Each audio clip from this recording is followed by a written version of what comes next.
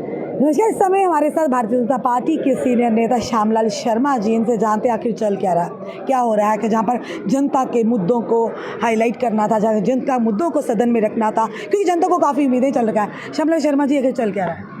आपने देखा क्या चल रहा है? मैंने 1980 में, उस समय 21 साल की उम्र में वोट डालते हैं और पिछले 30 साल से एक्टिव पॉलिटिक्स में हूँ, लेकिन मैंने इस तरह से कभी भी कंडक्ट जो है सरकार की तरफ से, ट्रेजरी बेंचेस की तरफ से नहीं देखा। और जिस तरह से सरकार और ट्रेजरी बेंचेस को बिहेव करना चाहिए, मुझे लगता है कि चाहे तो उनको ज्ञान नहीं है, चाहे वो डेलिबरेटली जो जनता के मुद्दे हैं उनसे बचना चाहती है। सरकार को आज 180 दिन हो गए हैं, तो ये कहीं फिक्स्ड मैच है। कहीं ना कहीं जो चेयर है वो भी उनको अपॉर्चुनिटी दे रही है। अदरवाइज जिस तरह से उन्होंने वो हाउस को डिस्टर्ब कर रहे हैं और उनको अपॉर्चुनिटी दे रहे हैं स्पीकर साहब, उनको इमीडिएटली मार्शल आउट करना चाहिए था। और सरकार का जो आज रवैया रहा, minister and deputy chief minister कह रहे हैं कि हमारा भी कंसर्न है, तो मैं उनको ये बताना चाहता हूँ, अगर उनको जानकारी नहीं है तो वो सरकार की तरफ से बिजनेस लाएं। They are government and they should behave like a government.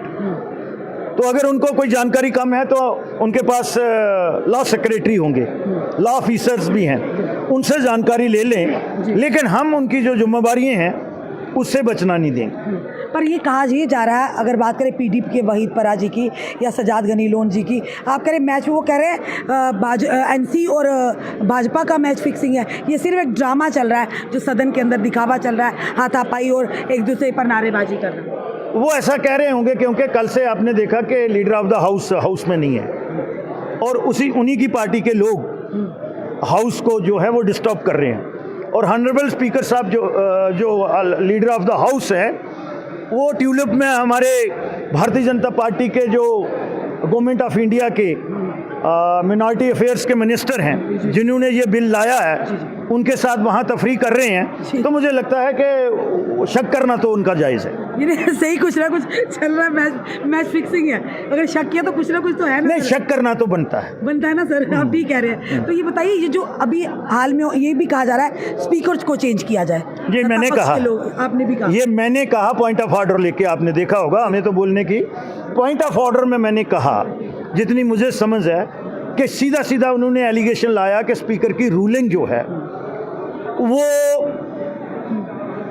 उससे सेटिस्फाई नहीं है, उसको चैलेंज कर रही थी और सरकार कर रही थी। और मोरओवर डिप्टी चीफ मिनिस्टर और उनके सारे मिनिस्टर आंटो थे। तो मैंने ये कहा कि ये रिवायत रही है कि अगर ट्रस्ट डेफिसिट है और अगर चेयर कॉन्फिडेंस जो है वो लूज कर चुकी है, तो उन्होंने पहले स्पीकर के खिलाफ नो कॉन्फिडेंस मोशन लाना चाहिए और वो बनता है। अब जो उन्होंने एडजॉर्नमेंट मोशन को रिजेक्ट किया है, वो दोबारा इस सेशन में जिंदा नहीं हो सकता। मुझे एक चीज़ बताइए सर, ऐसा वक्फ अमेंडमेंट बिल में ऐसा क्या है कि एक विशेष समुदाय के लोग या यहाँ पर विधायक हैं वो प्रदर्शन करते नज़र आ रहे हैं? आखिर क्या कहा जा रहा है कि टारगेट किया जा रहा है एक ही समुदाय को? बोर्ड तो और भी हैं, उनमें क्यों नहीं रिफॉर्म्स लाए? क्योंकि अगर लाना भी है तो खुद समुदाय लाएगा, सरकार का इसमें हस्तक्षेप सही नहीं है। उन्होंने पहले ही लाए हैं। हमारी माता वैष्णो देवी श्राइन बोर्ड बना है, जहाँ उन्होंने यूनिवर्सिटी बनाई, एक हॉस्पिटल बना है, अब वहाँ पे मेडिकल कॉलेज बन रहा है, वहाँ नर्सिंग कॉलेज बना है, वहाँ गुरुकुल बना हुआ है। और 25% जो लोग हैं बिलो पॉवर्टी लाइन और इन अराउंड के, उनको वहाँ फ्री ट्रीटमेंट दिया जाता है। ये बता दें, वक्फ बोर्ड में जितने लोगों से दान की राशि मिलती है वो कहाँ जाती है? और पूरे हिंदुस्तान में पूरी मेजॉरिटी जो सेक्शन है उनको तकलीफ नहीं हो रही है, गरीब लोग नहीं बोल रहे हैं। जो बड़े बड़े लोग जो वक्फ के चेयरमैन रहे हैं, जहां उसमें मेंबर रहे हैं, उन्होंने बहुत कुछ किया हुआ है, अब वो एक्सपोज होने हैं। मोदी जी ने कहा है, ना खाऊंगा ना खाने दूंगा।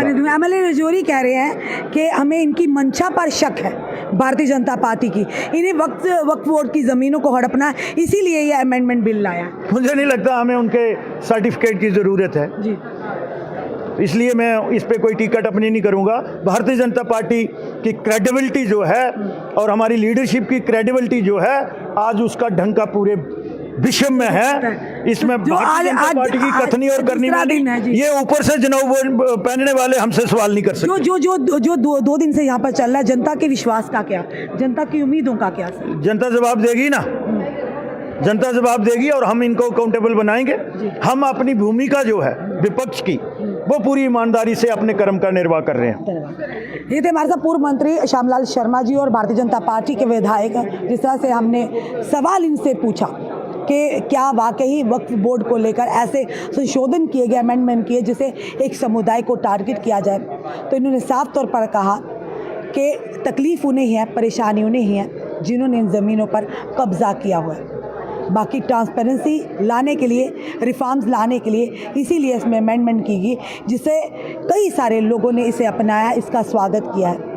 चलिए देखते हैं कि आखिर क्या होता है। अब आज दूसरा दिन था, आधा दिन तो चला गया, अब आधे दिन में क्या होता है ये कहा जा रहा। सवाल उठे हैं स्पीकर साहब को चेंज किया जाए। श्यामलाल शर्मा जी ने कहा कि अगर आपको कोई शक हुआ कि वो अपना कॉन्फिडेंस लूज़ कर चुके हैं तो कॉन्फिडेंस मोशन लाइए, जिसके आधार पर स्पीकर को चेंज करने की बात कीजिए। सारी चीज़ें हैं, पर इसमें जनता के मुद्दों का क्या, जनता की उम्मीदों का क्या, ज़रूर बताइएगा और इस वीडियो को शेयर कीजिएगा। जुड़े रहिए हमारे साथ अगले अपडेट के लिए। जय हिंद।